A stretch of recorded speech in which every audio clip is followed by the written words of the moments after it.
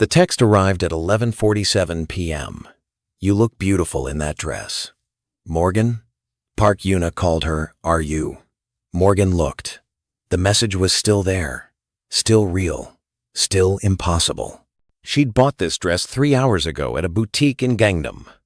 No fitting room photos. No Instagram stories.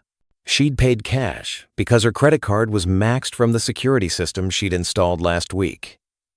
The one that hadn't stopped him from leaving a note on her bathroom mirror yesterday. Soon. That's all it had said. Written in her own lipstick. "He's here." Morgan's voice came out flat. Empty.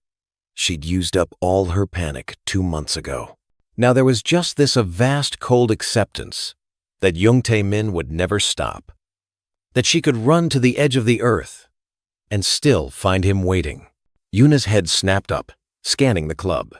"Where?" "The bar. Gray jacket. Don't look directly at him." But Yuna had already turned, and Young-tae Min's eyes shifted to her. He smiled that same satisfied smile and gave a small wave, friendly, like they were old acquaintances. Yuna's face was drained of color. "Oh my God. Morgan, we need to call someone." "I did. The police told me to keep a record of incidents." Morgan laughed, and it sounded like something breaking. "I have 17 recorded incidents." Detective Huang suggested I change my routine. She'd changed her routine. Changed her route to work, her grocery store, her gym. Young-tae Min had found her at every single one. Last week, she'd gone to a cafe she'd never visited before, in a neighborhood she'd never been to. At 6 a.m., he'd been sitting in the corner with a coffee, reading a newspaper, waiting. He pushed off from the bar. He started walking toward their booth, and Morgan's body made the decision her mind couldn't. She stood. Her eyes swept Club Eclipse's main floor. Too many people, too many bodies between her and the exits. Then she looked up. The VIP section sat elevated in the back corner, separated from the chaos below by 3 marble steps and velvet ropes. Morgan had walked past it a dozen times. She'd never looked twice. She looked now. One man sat alone at a table meant for 8. Everything around him moved: dancers, servers, security cycling past. But he was absolutely still. The kind of stillness that didn't come from relaxation. It came from control. He wore a black suit that probably cost more than Morgan's monthly rent. His dark hair was styled back, revealing a face that was almost too perfect. Sharp jaw, high cheekbones, full mouth. Beautiful, except for the scar cutting through his left eyebrow and the absolute emptiness in his eyes. No, not empty, calculating. He was watching the crowd the way a programmer watches code, seeing patterns no one else could see. His hands rested on the table. No drink, no phone, nothing to occupy them. Just those scarred knuckles and a silver ring on his right thumb catching the light. Morgan knew, with the certainty of someone who'd spent 3 months studying predators, that this man was the most dangerous person in the room. She also knew he was her only chance. Young-tae Min was 15 feet away. Morgan ran toward the velvet rope. The guard materialized before she'd taken 3 steps, huge, immovable, his hand already raised. "Private, I need to speak with him." Morgan's voice came out steady, surprising, given that her hands were shaking. "Please, just 1 minute. Members only." The guard's expression didn't change. "Step back." Young-tae Min was 10 feet away. Morgan could see the sweat beading at his hairline, the too bright glint in his eyes. His hand was in his jacket pocket. "I'm not leaving." Morgan planted her feet. "Either let me through or physically remove me. But I'm not let her through." The voice was quiet. It shouldn't have carried over the music, over the crowd noise, over the pounding of Morgan's heart. But somehow it did. The guard stepped aside immediately. Morgan climbed the 3 marble steps on legs that threatened to give out. Each click of her heels sounded like a countdown. 3 steps, 3 seconds, 3 months of terror leading to this single moment. Up close, she could see things the distance had hidden. The scar through his eyebrow had a twin, a smaller one, cutting through his upper lip. His suit jacket was unbuttoned, revealing a black shirt and a build that belonged in a boxing ring, not a boardroom. And his eyes weren't black. They were so dark brown they only looked black, and they were watching her with an intensity that made Jung Tae-min's obsession look like casual interest. Sit. Morgan's knees buckled. She sank into the chair across from him and distantly registered that her whole body was trembling. The man leaned back slightly, and the movement was liquid, controlled. He tilted his head, studying her the way someone might study a painting, interested but detached, seeing things in the brushstrokes no one else noticed. You have approximately 30 seconds before he works up the courage to follow you past my guards. His Korean was soul-polished, educated. Use them wisely. Morgan's mouth went dry. He knew she was being followed, which meant he'd been watching. The question was, for how long? There's a man following me, she started. Jung Tae-min, 32. Unemployed. Lives with his mother in Busan, but has been staying at a motel in Gangnam for 3 months. The man's voice was conversational, like he was discussing the weather. He's been stalking you for a while now. The blood drained from Morgan's face. How do you... He follows you home sometimes.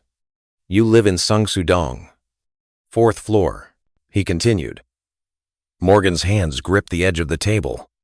You've been watching me. Yes. No apology, no explanation, just simple confirmation. Why? The word came out as a whisper. Because someone needed to. He leaned forward, and Morgan caught the scent of his cologne cedar and something darker, like smoke from a fire that had burned out hours ago. The police won't help you. Detective Huang has 14 other stalking cases on his desk and no resources to investigate any of them. Jung Tae-min knows this. That's why he's escalating. Escalating? Morgan's voice cracked. The photos. The break-ins. They're not enough anymore. His eyes held hers, and Morgan saw something flicker there. Not quite sympathy, but something adjacent to it. Recognition, maybe? Men like Jung Tae-min don't stop. They can't. The obsession consumes them until they either possess what they want or destroy it. Morgan looked past him. Jung Tae-min stood at the base of the VIP steps, staring up at her. Even from here, she could see his jaw working, his fists clenching and unclenching. I need him to think I'm with someone. The words tumbled out. Someone he can't touch. Someone dangerous enough that he'll finally leave me alone. The man's expression didn't change, but something shifted in the air between them. A tightening, an awareness. You came to me for protection. Yes. You understand what you're asking. Morgan met his eyes. I'm asking you to pretend. Just for tonight. Just long enough that he...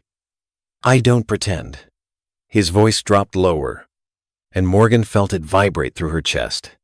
If I touch you, it's real. If I claim you, it's permanent. There's no performance, Morgan Hayes. There's only what is. Her name in his mouth sounded like a secret. You know my name. I know everything about you. He stood, and Morgan had to tilt her head back to maintain eye contact. He was easily 6'3", maybe taller. Built like violence, wrapped in expensive fabric. I know you work 60-hour weeks because you love your job more than you love sleeping. I know you call your mother in Atlanta every Sunday. I know you haven't been on a date since. You moved here. He moved around the table, each step deliberate. Morgan's heart hammered against her ribs. He stopped beside her chair. I know you're terrified right now, but you're not running. You should be. Morgan looked up at him. Are you going to hurt me? No. He extended his hand. But I'm not going to let you go either. That's the price, Morgan. You want my protection? You accept my claim. All of it.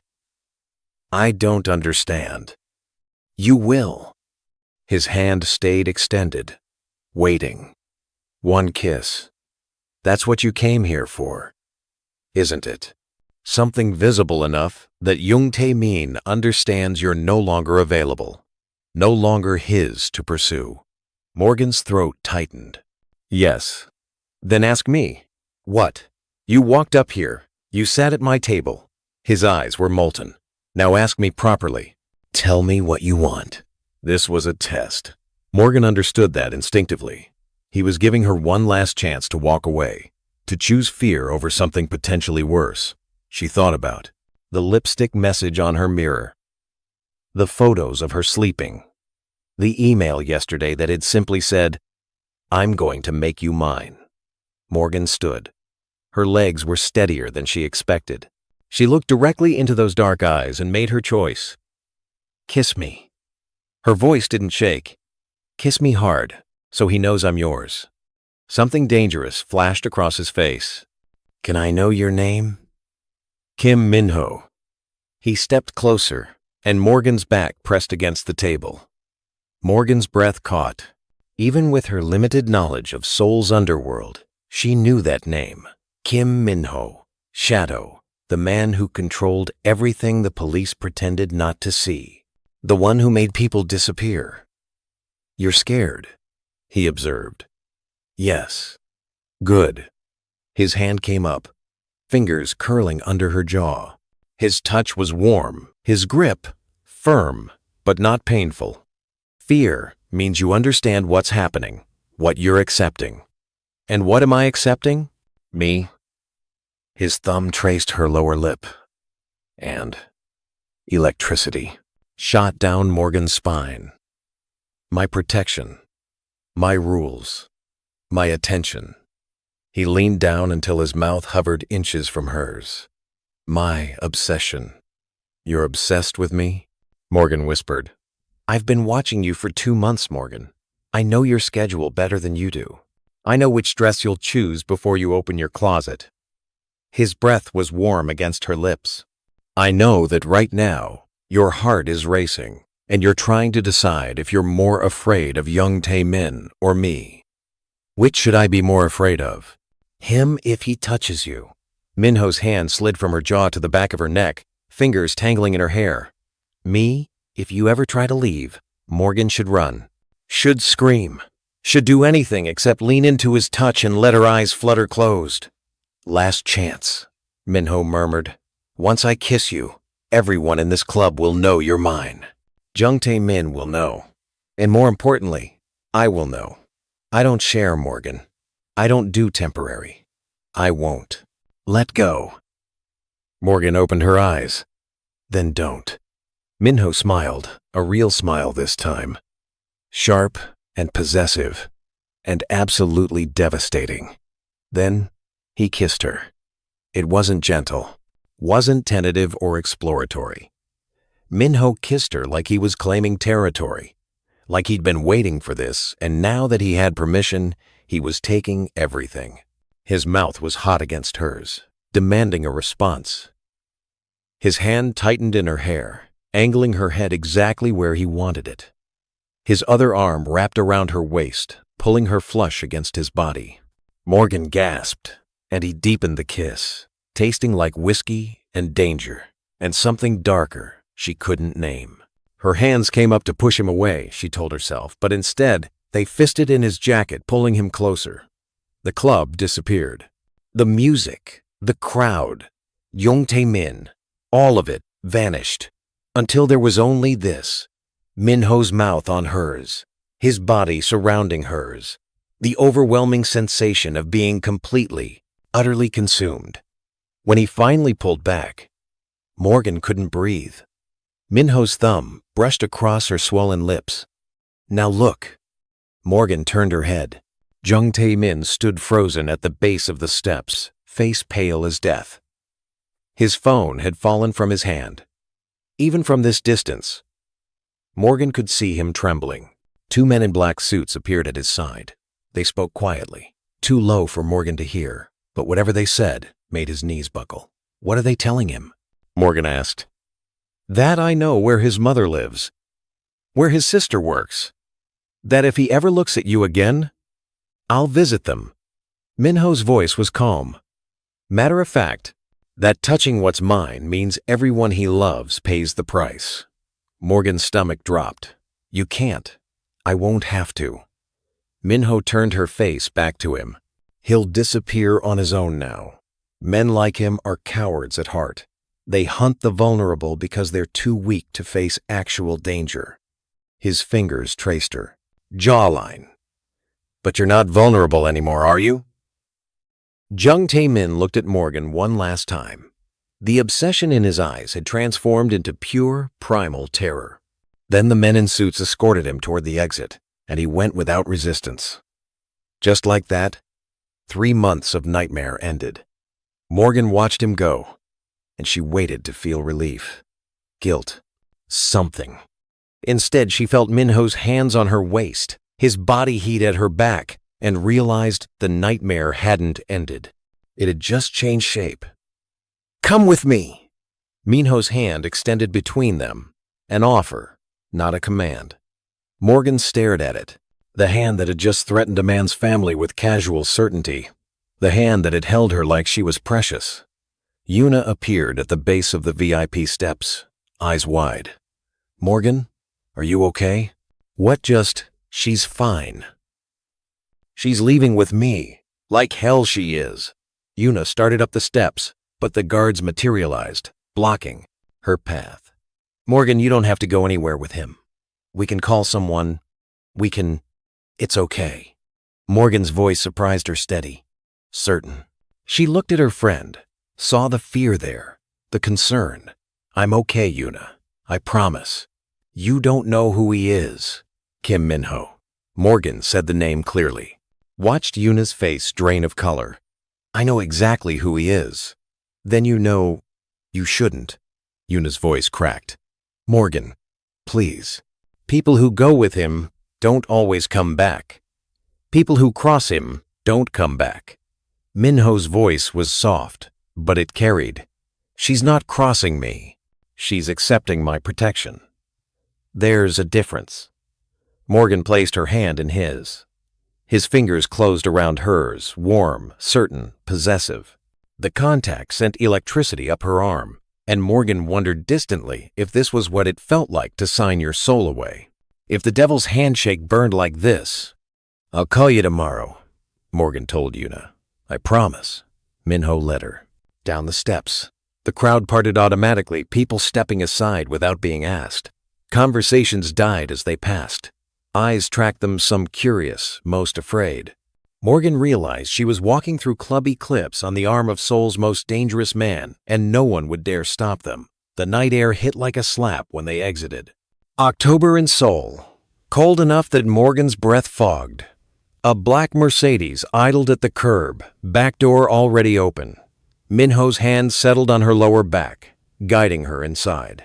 The leather was soft, the interior immaculate. It smelled like his cologne cedar and smoke. He slid in beside her. The door closed with a heavy click that sounded like finality. The driver pulled into traffic without a word. Morgan's heart hammered. She was in a car with a man she'd met 20 minutes ago. A man who'd kissed her like he owned her. A man who made people disappear. Where are we going? Her voice was steadier than her hands. My building. Minho's posture was relaxed, one arm draped along the back of the seat, not touching her, but close enough that she felt the heat of him. You'll stay there tonight. I have an apartment. That young Tae-min has been inside multiple times. His eyes met hers in the dim light. Do you really want to sleep there tonight, knowing he has a key, knowing he stood over your bed and watched you? Morgan's stomach turned. I changed my locks, and he made copies. Minho's hand moved, fingers brushing her jaw. The touch was gentle, but Morgan felt the steel beneath it. You're not going back there. Not tonight. Not until I'm certain he understands the consequences of defying me. You can't just decide where I live. I can. His thumb traced her cheekbone. You ask for my protection, Morgan. This is what it looks like. I don't protect halfway. I don't leave vulnerabilities. You're mine now, which means you stay where I can keep you safe. I'm not yours. You asked me to. Kiss you so Young Tae-min would think you were. Minho leaned closer and Morgan's breath caught. Did you think I was acting? That it was a performance? I told you. I don't pretend. His voice dropped lower, intimate in the car's darkness. When I kissed you, I meant it. When I claimed you in front of everyone in that club, I meant it. You're mine now, Morgan. The only question is whether you'll fight that or accept it. Morgan should be terrified. Should demand he let her out. Should do anything except lean into his touch, like she was starving for it. What happens if I fight? Minho smiled, slow, dangerous, devastating. Then I'll enjoy convincing you. The car turned into an underground garage, concrete and shadows and the echo of the engine cutting off. The driver opened Minho's door, and he stepped out, extending his hand. Morgan took it. The elevator was private, requiring a keycard. Penthouse, she said. Yes, of course it is. Morgan laughed, and it sounded slightly hysterical. Why wouldn't Seoul's most feared crime lord live anywhere else? I'm not a crime lord. Minho's tone was almost amused. I'm a businessman. Who makes people disappear? Who removes problems? He looked down at her. There's a difference. Crime lords operate in chaos. I operate in control. Every move is calculated. Every variable accounted for, including you. I'm a variable. You're the variable. The elevator doors opened into a penthouse that occupied the entire top floor. Floor-to-ceiling windows overlooked Seoul, the Han River cutting through the city like a vein of light, buildings spreading in every direction. The one thing I didn't plan for, the one element that doesn't fit my carefully ordered world. The space was minimalist. Black leather, steel, glass. Nothing soft except thick rugs underfoot. Nothing personal except a bookshelf in the corner. Leather-bound volumes in Korean and English. Make yourself comfortable. Minho moved to a bar cart, pouring 2 glasses of whiskey. You're safe here. Am I? Morgan stayed by the elevator. Safe from Young Tae-min, maybe. But from you? I told you, I won't hurt you. He crossed the space between them, offering her a glass. But I won't lie to you either. You're here because I want you here. You're under my protection because I chose to protect you. And you'll stay because you won't let me leave.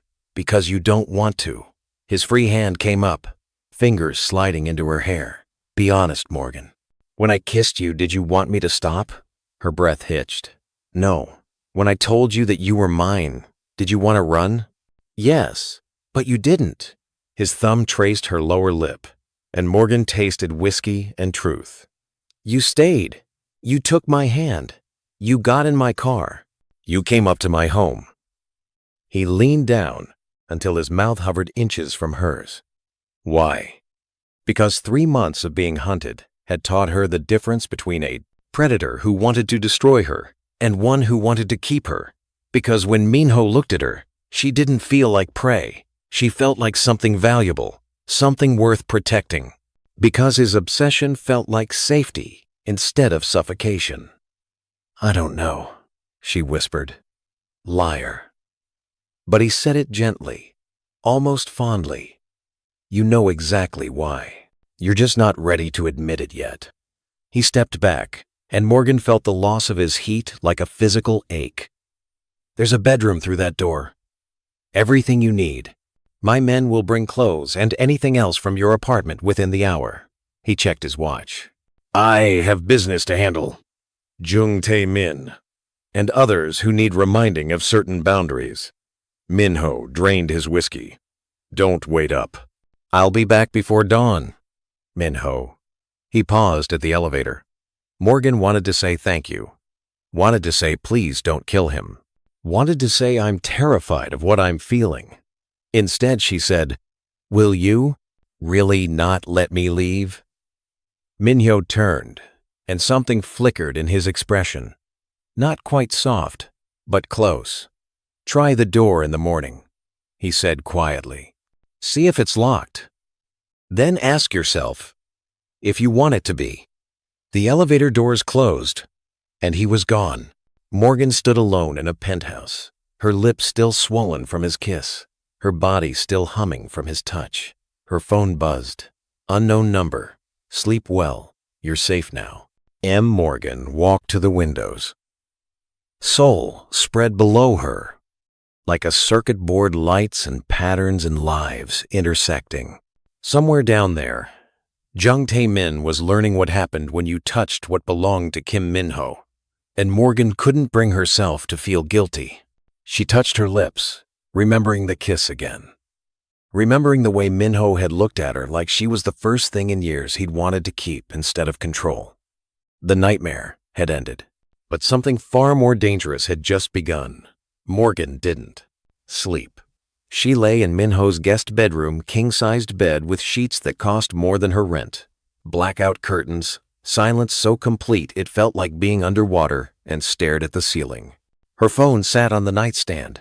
No messages from Jung Tae-min, no photos, no texts that made her skin crawl. Just silence. 3 months of terror, and now nothing. At 3 a.m., she gave up and explored. The penthouse revealed nothing personal. State-of-the-art kitchen that looked unused. Living room designed for intimidation. Art chosen for impact, not comfort. But the bookshelf stopped her. First editions of Korean literature, English classics, philosophy, economics, and tucked in the corner a worn copy of The Little Prince in French, pages soft from being read over and over. Can't sleep? Morgan spun. Minho stood in the doorway, jacket gone, shirt unbuttoned at the collar. He looked tired, the kind that came from violence, not exhaustion. There was blood on his knuckles. You're back early. Her voice was steadier than her heartbeat. It didn't take long. He moved to the bar, poured whiskey. He won't be back. Did you kill him? No. Minho took a long drink. Dead men can't spread warnings. Terrified men become examples. He washed his hands at the sink with practiced efficiency. 2 of my distributors thought they could skim profits. They were wrong. Are they dead? One is in the hospital. The other is explaining to his family why he'll be paying me back for 5 years. He dried his hands, turned to face her. Does it bother you, knowing what I do? Morgan should say yes, should be horrified. But she'd spent 3 months learning that laws and police reports were just paper against obsession, that sometimes safety required darkness. No, she said. It should, but it doesn't. Something flickered in Minho's expression. You're looking at my books. The Little Prince seems out of place. It was my mother's. She used to read it to me before she died. I was 13. He said it matter-of-factly, but Morgan heard the edge beneath. I've read it every year since. Morgan's chest tightened. She hadn't expected this vulnerability offered so easily. My father died 2 years after her. After that, I was alone. 15, with nothing except the understanding that sentiment is weakness and control is survival. He moved closer. It made me powerful. It gave me everything I have. But it also means I don't know how to want something without taking it. Don't know how to care without consuming. Consuming me? Yes. No hesitation. I've been watching you for 2 months, Morgan. Learning you. Wanting you. Telling myself I'd stay away because you deserved better. His hand came up, fingers brushing her jaw. Then you asked me to kiss you, and I stopped pretending I could let you go. You could have said no. Could I? His smile was dark. You stood in front of store, me terrified but brave, and trusted me when you should have run. Do you know what that did to me? I didn't trust you. I was desperate. Liar. He stepped closer, backing her against the bookshelf. You made a choice. His hand came up, caging her. I told you who I was. You chose me over him. Chose my darkness over his obsession. Choose possession over violation. They're not that different. They're completely different. His voice dropped. Jung Tae-min wanted to break you, reshape you into his fantasy. He didn't see you, Morgan. He saw a thing to own. His fingers slid into her hair. I see you exactly as you are. Smart, stubborn, brave enough to walk into danger when necessary, strong enough to survive 3 months without breaking. I don't want to change you. I want to keep you exactly as you are and make sure nothing ever hurts you again. That's still possession. Yes, but it's honest. He leaned down until his forehead touched hers. I'm not pretending to be something I'm not. I'm not hiding what I want. I'm a bad man, Morgan. I've done terrible things, but I'll never lie to you about what I am. What are you? Yours. If you'll have me. Morgan's hands fisted in his shirt to push him away, she told herself. But they pulled him closer instead. This is insane, she whispered. I don't even know you. You know I made your stalker disappear in minutes. You know I'd burn this city before I let someone hurt you. You know when I kiss you, you forget to be afraid. His mouth hovered over hers. What else do you need to know? Everything. Nothing. Morgan didn't know anymore. She kissed him. This time, it was her choice. Her decision. Her mouth on his. Her hands pulling him closer. Her body pressed against his. Minho made a sound low in his throat. Something between a growl and surrender. His hands tightened in her hair, angling her head exactly where he wanted it. He kissed her like he was starving, like he'd been holding back before and couldn't anymore. Morgan's back hit the bookshelf. Books tumbled around them. She didn't care. All she felt was Minho, his mouth hot and demanding, his body hard against hers, his hands everywhere. When they finally broke apart, both breathless, Minho's eyes were molten. Stay, he said. Not a command. A plea. Not just tonight. Stay. Morgan looked at him, this dangerous, careful man who read The Little Prince every year and watched her from across the street because someone needed to. She thought about her empty apartment, where Jung Tae-min had stood over her bed. About 3 months of terror. And police who couldn't help. And locks that didn't matter. She thought about the way Minho kissed her like she was precious. The way he'd given her a choice when he could have just taken. Okay, she whispered. I'll stay. Minho's smile was devastating. Say it properly. I'll stay. Minho. Morgan pulled him back down. I'll stay. When he kissed her this time, it tasted like promises neither of them should make. But they made them anyway. Morgan woke to sunlight and the smell of coffee. For one disoriented moment, she forgot where she was. Then memory returned the kiss, the promise. Falling asleep in Minho's guest room with his taste still on her lips. She found him in the kitchen, dressed in black slacks and a white shirt, cooking breakfast like he hadn't spent last night breaking bones. You cook, she said. I lived alone for 15 years. Learn or starve.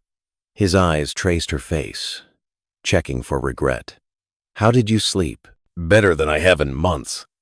Something soft flickered across his face. He plated food, eggs, rice, kimchi, and they ate in comfortable silence. Morgan's phone buzzed. 17 missed calls from Yuna. She typed a quick message. I'm fine. Coffee tomorrow. I'll explain everything. The response was immediate. You better be alive. My friend thinks you've kidnapped me, Morgan. Said, have I? Morgan thought about the unlocked door. The phone in her hand. The way Minho had asked her to stay, instead of demanding it. No, she said. You haven't. Minho set down his chopsticks. What happens now is your choice. Jung Tae-min is gone. You're safe. You can go back to your apartment. Your life. I'll have security watching discreetly, but you'll be free. He paused. Or you stay here. With me. That's not a small thing you're asking. I know. He moved around the table, crouched beside her chair. I'm not locking doors or taking your phone. You work. See your friends. Live your life. The only thing that changes is where you come home at night. His hand covered hers. I know it sounds insane, but last night when I kissed you, you kissed me back. When I asked you to stay, you said yes. I was vulnerable, scared. You were honest. His thumb traced her knuckles. Maybe for the first time in months, you let yourself want something instead of just surviving. Morgan looked at their joined hands. Violence and softness, darkness and safety. I don't love you, she said quietly. I know. Love takes time. His smile was slight. But want? Need? That's immediate. Your body recognizing mine and saying yes, I want him. He stood, pulling her up with him. I'm not asking you to love me. I'm asking you to give this a chance. And if it doesn't work, then you leave. And I let you go. His hands framed her face. But you won't leave. You know why? Why? Because you're tired of being afraid. Tired of looking over your shoulder. Tired of sleeping with a chair against your door. His thumb traced her cheekbone. With me, you'll never be afraid again. That's my promise. Morgan's throat tightened. She should say no, should choose independence over this dangerous consuming thing growing between them. But that independence had included broken locks and terror that sat in her stomach like poison. This Minho's darkness, his protection, his absolute certainty that she was worth keeping, felt like breathing for the first time in months. Ground rules, she said. I work when I want. See my friends when I want. Keep my life, but I'll tell you where I'm going, so you don't lose your mind. Deal. His smile was slow. My rules. You tell me. When something's wrong, when I'm being too much, when you need space. And his voice dropped. You sleep here, in my bed, with me. Morgan's breath caught. I barely know you. Then we'll learn. His hands settled on her waist. I want to know everything. What you dream about. What makes you laugh.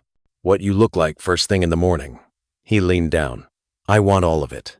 That's a lot of want. I'm a greedy man. He wasn't apologizing. When I find something worth keeping, I keep it completely. Morgan should be terrified. Should recognize this for what it was. Obsession. Meeting. Obsession. But maybe that's what she needed. Someone who wanted to keep her whole instead of break her down. Okay, she whispered. We'll try this. Our way. Minho's smile was devastating. Then he kissed her soft, slow, like they had all the time in the world. Like he was savoring instead of claiming. When they broke apart, Morgan's phone rang. Yuna again. I should answer. Probably. But Minho didn't let go. Morgan answered on speaker. I'm alive. Do you need help?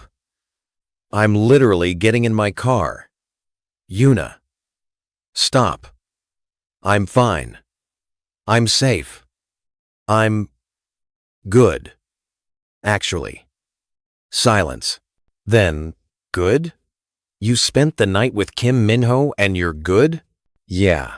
I'm going to need a full explanation with citations. I'll tell you everything. You better. Yuna's voice softened. I was really worried. I know. I'll call you later, okay? She hung up. Looked at Minho. She's going to lecture me for an hour. She's a good friend. He kissed her forehead. She cares about you. Yeah, she does.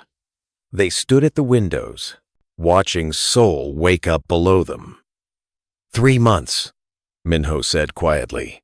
Give me 3 months to prove I can do this without breaking you. And if you can't, Then you leave. His arms tightened around her. But you won't. You know why? Why? Because you walked up to the most dangerous man in Seoul and asked him to kiss you.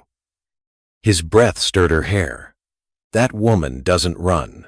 Morgan smiled against his chest. No, she doesn't. She'd moved to Seoul for a fresh start. For something different. She'd gotten exactly what she asked for. Just not the way she expected. But maybe that was okay. Maybe sometimes the monster in the VIP section wasn't the villain. Maybe sometimes he was the one who saved you. And maybe, just maybe, being saved and being kept were the same thing. Morgan looked up at Minho, this dangerous, careful, impossibly gentle man who'd made her nightmare disappear with a kiss and a threat. "Thank you," she whispered. "Don't thank me yet." His smile was dark. "You don't know what you've agreed to. Then show me." He did. He kissed her again, like it was a promise. Like she was the first thing in years he'd wanted to protect, instead of control. And she kissed him back. Because maybe love would come later. Maybe trust would build slowly. But right now, she was safe. And that was enough. Thank you for spending your time with Morgan and Minho. That means everything. If you want more stories like this, subscribe. New dark romance stories drops every week. And if you want part 2 of Morgan and Minho's story, let me know in the comments.